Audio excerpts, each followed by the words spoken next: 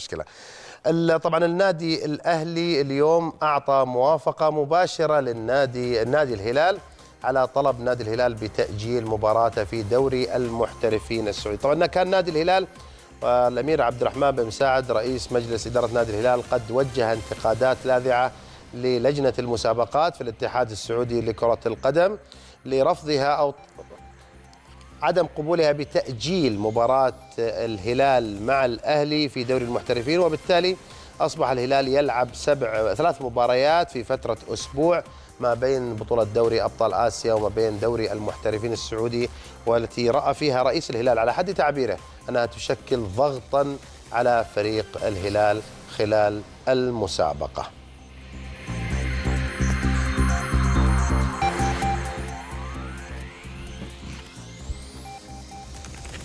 طبعا الضجة اللي صارت في الفترة الماضية خلال اليومين الماضيين حول موضوع طلب تأجيل الهلال حصلت ردود فعل متباينة في الشارع السعودي ما بين رافض وقبول حول هذا الموضوع.